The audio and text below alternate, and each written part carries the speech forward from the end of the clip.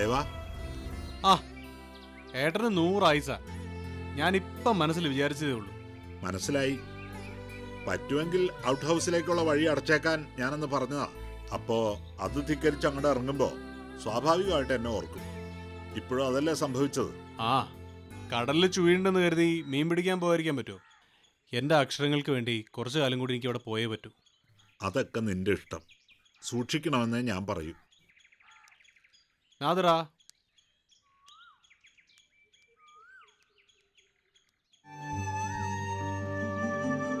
ഇതാരാണെന്ന് പറയാൻ പറ്റുമോ?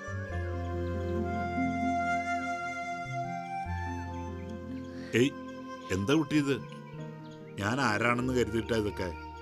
കാവി ഇട്ടവരെല്ലാം ജ്ഞാനികളോ ദിവ്യന്മാരോ ആകണമെന്നില്ല. പക്ഷേ കാവി ഇല്ലെങ്കിൽ പോലും വിശ്വേട്ടനെ എനിക്ക് മനസ്സിലാവും. സന്തോഷായി. ഇവന്റെ മനസ്സറിയാവുന്ന കുട്ടിയാണെന്ന് പറഞ്ഞിരുന്നു. ഇപ്പൊ ബോധ്യായി. ഇവൻ മാത്രല്ല, നിന്റെ അടുക്കൽ എത്തിപ്പെട്ട എന്റെ മോളും ഭാഗ്യവതിയാ.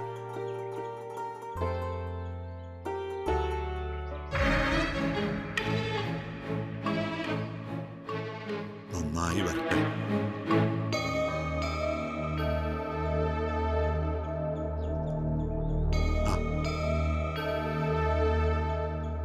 മോളെന്താ ഇങ്ങനെ മിടിച്ചു നിൽക്കുന്നേ? ഏയ്, ഞാൻ പ്രതീക്ഷിക്കാതെ അച്ഛനെ കണ്ടപ്പോ. കർക്കിടകത്തിലെ വെയില് പോലെയാണല്ലോ അച്ഛൻ. ഒന്ന് വന്നെന്ന് വരുത്തി അങ്ങോട്ട് പോകും. ഇപ്പോഴും അതെ, ഒന്ന് കാണണം തോന്നി വന്നു. ഒരു യാത്രയ്ക്ക് ഇറങ്ങിയാ പിന്നെ എപ്പോഴാ മടങ്ങാന്നറിയില്ലല്ലോ. എന്നാ അച്ഛനും മോള് സംസാരിക്കും. ഞങ്ങൾ ഏട്ടൻ വന്ന കാര്യം എൽദോ അറിയിക്കട്ടെ. ഒരു ചടങ്ങ്. വാ.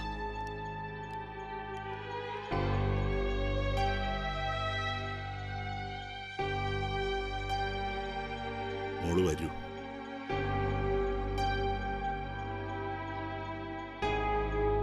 അച്ഛൻ വന്നത് മോളെ കോളേജിൽ ചേർക്കേണ്ട കാര്യത്തിനാ. അല്ലാതെ ജയദേവനെ അത് ഏൽപ്പിച്ചാൽ നിന്റെ സർട്ടിഫിക്കറ്റുകളിലൊക്കെ രക്ഷിതാവിന്റെ സ്ഥാനത്ത് ഗീതയുടെ പേരാണെന്ന് അവൻ മനസ്സിലാക്കില്ലേ? നിന്റെ പേര് ജയന്തി എന്നാണെന്ന് അവൻ അറിയില്ലേ? ഈശ്വര, ഞാൻ ഇതുവരെ അത് ഓർത്തില്ല. ആ, വല്യച്ഛൻ ഇപ്പൊ തന്നെ വന്നത് നന്നായി. എന്റെ അഡ്മിഷന്റെ കാര്യത്തെക്കുറിച്ച് അച്ഛനും ആന്റിയും നേരത്തെ പറയുന്നത് കേട്ടു. സാരമില്ല, നിനക്കൊരു കുഴപ്പവും വരാതെ വലിയ നോക്കിക്കോളാം. പണ്ടത്തെ പോലെയല്ല, അഡ്മിഷൻ ഇപ്പൊ വലിയ പ്രശ്ന. ഡിസ്റ്റിങ്ഷനെങ്കിലും ഇല്ലാതെ സെന്റ് മേരീസിൽ സീറ്റ് കിട്ടാൻ ബുദ്ധിമുട്ടാണെന്നാ കേട്ടത്. സാരല്ല ഏട്ടാ, ഫസ്റ്റ് ക്ലാസ് ഉണ്ടല്ലോ, നമുക്ക് നോക്കാം. വേണമെങ്കിൽ ആരെ കൊണ്ടെങ്കിലും പറയുകയും ചെയ്യാം. അല്ലെങ്കിലും വഴിയുണ്ട്. അല്ല, ഞാൻ പറയുന്നത് അത്രയ്ക്ക് വലിപ്പത്തിലൊക്കെ ചിന്തിക്കണമെന്നാ. പഠിക്കാൻ താല്പര്യമുണ്ടെങ്കിൽ എവിടെ നിന്നായാലും പഠിച്ചോളൂ. അതല്ല ഏട്ടാ, നല്ല സാഹചര്യം കിട്ടിയ നന്നായി പഠിക്കാൻ കഴിവുള്ള കുട്ടിയവള്. നമുക്കോ അതിനുള്ള ഭാഗ്യം ഉണ്ടായില്ല. അവളെങ്കിലും അതനുഭവിക്കട്ടെ. ഒക്കെ നിന്റെ ഇഷ്ടം. അച്ഛൻ്റെ സ്ഥാനത്ത് ഞാൻ നിന്ന് തന്നാ മതിയല്ലോ. അങ്ങനെ ഒന്നും ഏട്ടൻ കരുതരുത്. ഒക്കെ ചെയ്യണത് ഏട്ടൻ തന്നെയാണെന്ന് വിചാരിക്കാവൂ. അല്ലെങ്കിൽ പിന്നെ ഞാൻ വെറൊരു അന്യനായി പോവില്ലേ? ശരിയാ, ഞാൻ അങ്ങനെ കരുതാൻ പാടില്ല. നീ ചെയ്യുന്നത് നിന്റെ കടമ തന്നെയാ. ഭക്ഷണമൊന്നും കഴിക്കണ്ടേ ജെഡി? ഏട്ടന് വിശക്കുന്നുണ്ടാവും. കഴിച്ചു കളയാം. ആയിക്കോട്ടെ. മോൾക്ക് ഏത് സബ്ജക്റ്റിനോട് താല്പര്യം എന്ന് വെച്ചാൽ ചെറിയച്ഛനോട് പറയാം. നാളെ തന്നെ സെന്റ് മേരീസിൽ പോയി ചേരാന്നാ അവൻ പറയണേ. മോളുടെ ഭാഗ്യ. ഏത് സബ്ജക്റ്റാ താല്പര്യം? അത് ഇവൾക്ക് ഇഷ്ടം ലിറ്ററേച്ചറാ. ജെഡി ഇവിടെ ഉള്ളപ്പോ പിന്നെ ട്യൂഷന് വേറെ ആളെ നോക്കണ്ടല്ലോ അല്ലേ? അയ്യോ, എന്നാ പിന്നെ സബ്ജക്റ്റ് വേണ്ട, വേറെ ആലോചിക്കാം.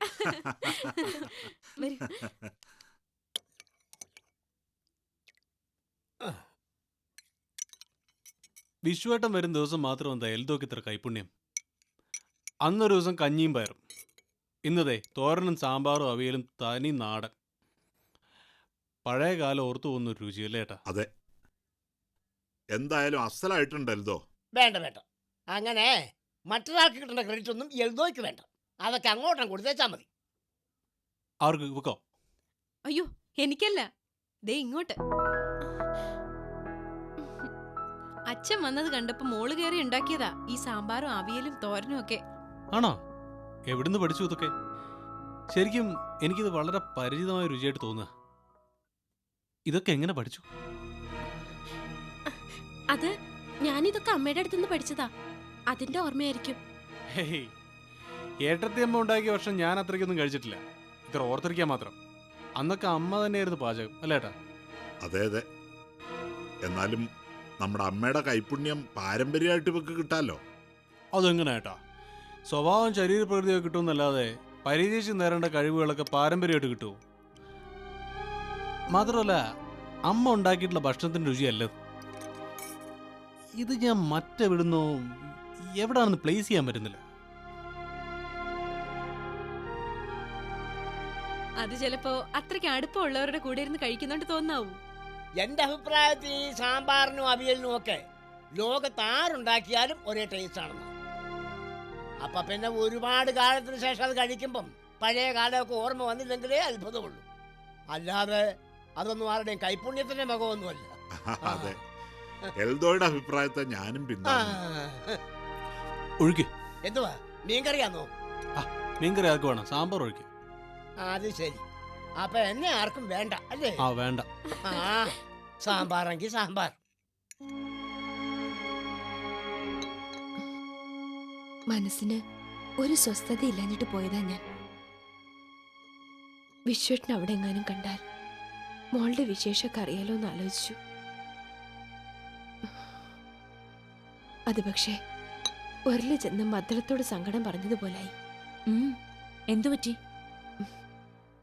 വിശ്വട്ടിന്റെ ഭാര്യ മണിയെടുത്തി അവരുടെ സങ്കടം പറയാൻ ഒരാളെ കാത്തിരിക്കുകയായിരുന്നു. അപ്പോളാ ഞാൻ കയറി ചെന്നത്. അതോടെ എന്റെ സങ്കടവും പരാതിയൊക്കെ ഒന്നുമല്ലാതായി. അതാ, നീ അത് മനസ്സിലാക്കണം. ജയമോള് പോയിരിക്കുന്നത് അവളുടെ അച്ഛനെ സ്വന്തമാക്കി നിന്റെ അടുത്തേക്ക് കൊണ്ടുവരാനാ. അതിന് നീ ഇത്രമാത്രം സങ്കടപ്പെട്ടാൽ മണിയിച്ചിന്റെ കാര്യോ? ഓർമ്മിപ്പിക്കണ്ടല്ലേ. അവരെ വിട്ടുപോയ ജിഷമോളുടെ സ്ഥാനത്താ ഇപ്പൊ എന്റെ ജയമോള് ദേവേട്ടനോടൊപ്പം നിൽക്കുന്നേ. ഒക്കെ ഓരോരോ വിധി. അല്ലാതിപ്പോ ഇങ്ങനൊക്കെ സംഭവിക്കോ? ആ, അങ്ങനെ ആശ്വസിക്കാൻ പഠിക്കും നീ. എന്നാലേ നിന്റെ കാര്യത്തിൽ ഞങ്ങൾക്കൊക്കെ ഒരു സമാധാനമുള്ളൂ.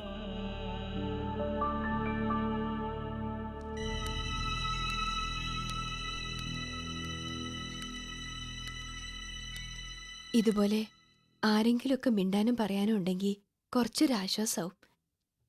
അതിനാരാ? നാളെ എപ്പോഴെങ്കിലും നീ വരും. അതുവരെ ഞാനും ഈ ചുവരുകളും മാത്രം. ഈ മടുപ്പൊന്ന് മാറിക്കിട്ടാൻ ഞാനൊരു കാര്യം ആലോചിക്കുന്നുണ്ട്. എന്താ അത്? കുറച്ച് തയ്യൽ അറിയാം. ഒരു തയ്യൽ മെഷീൻ വാങ്ങണം. ജോലി കഴിഞ്ഞു വന്ന് ബാക്കിയുള്ള സമയം അതിന്റെ പിന്നിലിരുന്ന വേണ്ടാത്ത ചിന്തകളുണ്ടാവില്ല. കൊള്ളാം, നല്ല കാര്യം. ഇതുപോലെ നീ ഒന്ന് ജീവൻ വെച്ച് കണ്ടാ മതി എനിക്ക്. ഞാൻ ഇറങ്ങട്ടെ. ശരി.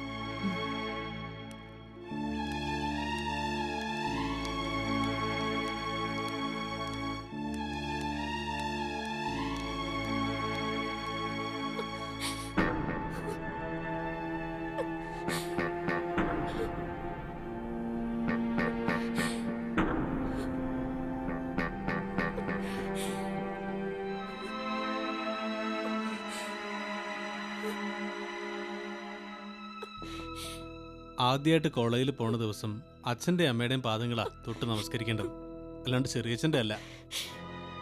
എന്റെ മനസ്സിലിപ്പോ അച്ഛന്റെ അമ്മയുടെയൊക്കെ സ്ഥാനത്ത് ചെറിയച്ഛനാ. ഈ മനസ്സുകൊണ്ട് എന്നെ അനുഗ്രഹിച്ചാ മതി.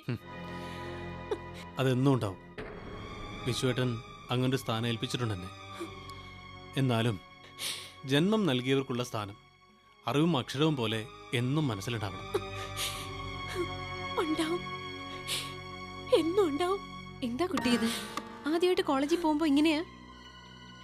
ജേഡി എങ്കിലും ഓർക്കണ്ടേ ഇതൊരു തൊട്ടാവാടിയാണെന്ന്? അതിന് കരയാനും മാത്രം ഞാനൊന്നും പറഞ്ഞില്ലല്ലോ.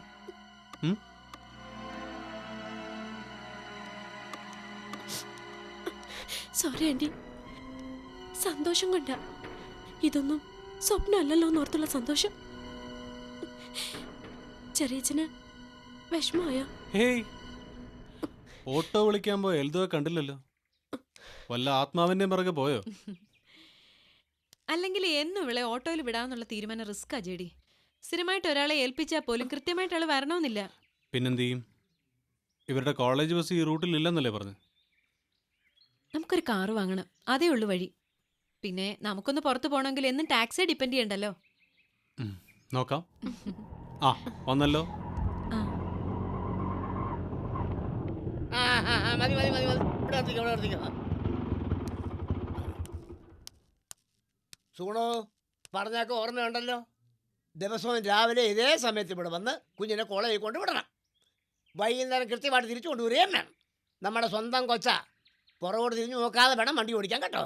ആ തിരിച്ചോ മോളെ. ആ വാ വാ. ആ, നമുക്ക് പരിചയമുള്ള ആളെ തന്നെയാ കിട്ടിയ. വരട്ടെ. വാ മോളെ. മോള് കയറിക്കോ.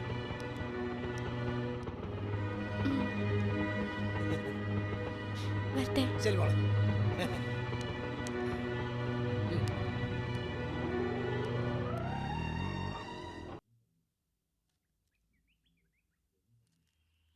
ഗീതേ, ഗീതേ,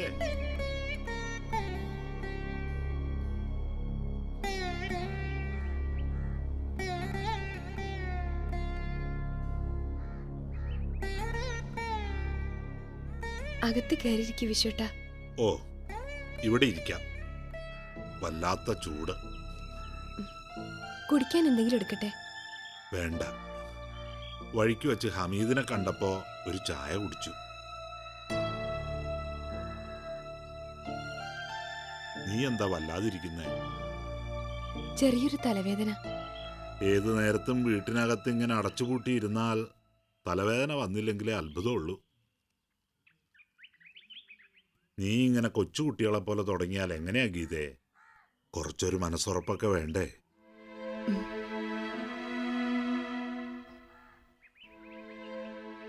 മനസ്സിനെ പിടിച്ചു നിർത്താൻ ഞാൻ ശ്രമിക്കുന്നുണ്ട് വിശ്വട്ട. പക്ഷേ ഇപ്പോഴും എന്റെ മകൾ ഉള്ളിടത്തേക്കാ മനസ്സ് പോയിക്കൊണ്ടിരിക്കുന്നേ.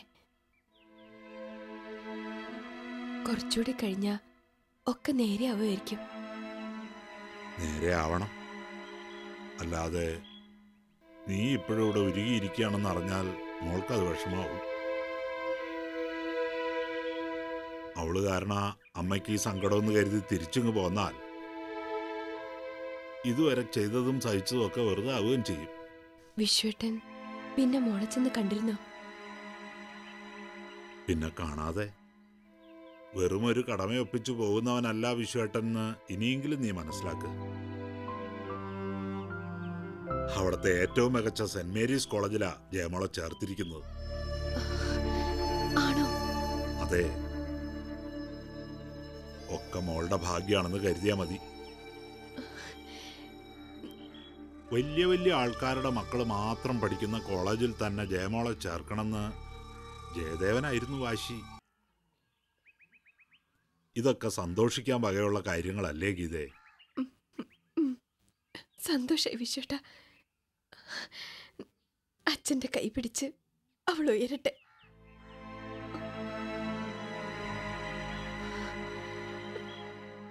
പക്ഷെ ഒരു ദിവസം എല്ലാം തകർന്ന് എന്റെ മോള് താഴേക്ക് വീഴാതിരുന്നാ മതി. നീ എന്തിനാ പിന്നെ അത് തന്നെ ചിന്തിക്കുന്നത്? ജയമോളെന്ന് വെച്ചാ ദേവനും നാദരയ്ക്കും ഇപ്പൊ ജീവനാ.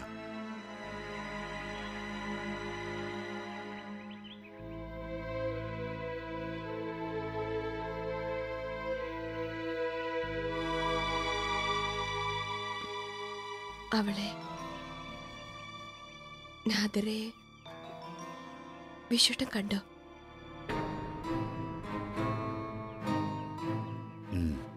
കണ്ടു. നല്ല കുട്ടിയാ. നമ്മുടെ നാട്ടും പുറത്തൊക്കെ ഉള്ള പോലെ എന്നെ കണ്ട ഉടനെ ഓടി വന്ന് കാല് തൊട്ട് വന്ദിച്ചു. സത്യം പറഞ്ഞാൽ ഞാൻ ആകെ അങ്ങ് വല്ലാതായിപ്പോയി. എന്നിട്ട് വിശ്വട്ടൻ അവളെ ദീർഘസുമംഗലി ഭവാൻ അനുഗ്രഹിച്ചോ?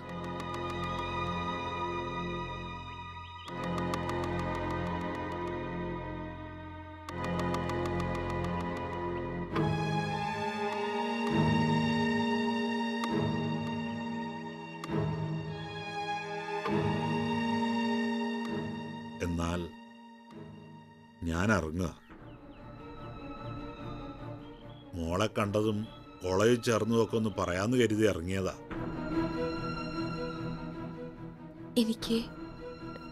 എനിക്ക് അവളെ ഒന്ന് കാണാൻ പറ്റുമോ? ഒന്ന് കണ്ടാലും മതി. വിശ്വേട്ടനെ ഞാൻ ബുദ്ധിമുട്ടിക്കുന്നു തോന്നരുത്.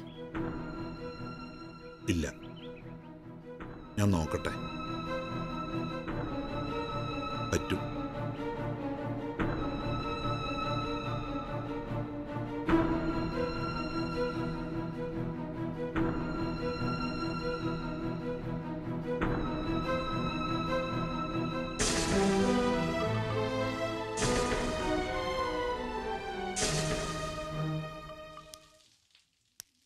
Jisha,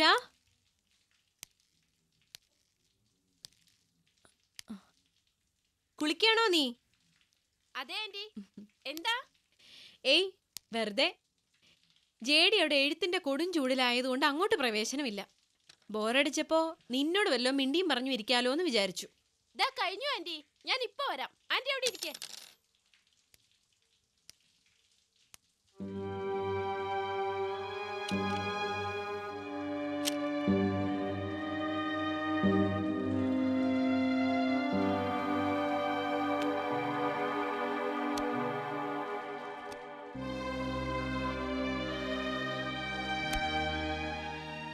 send off blood.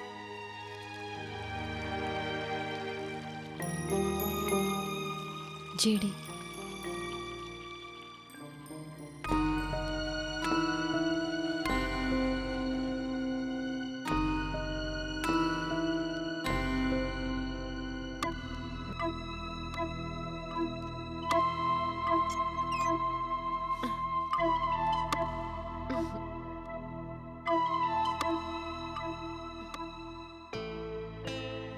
Anti എന്താ തരയുന്നേ? നിന്നെ തന്നെ. ഈ പ്രായത്തിലുള്ള പെൺകുട്ടികളുടെ മനസ്സ് അവരുടെ പുസ്തകങ്ങൾ നോക്കിയാൽ മനസ്സിലാവും. എന്നിട്ട് പിടി കിട്ടിയോ എന്റെ മനസ്സ്? കിട്ടി. ദാ ഇതല്ലേ നിന്റെ മനസ്സ്?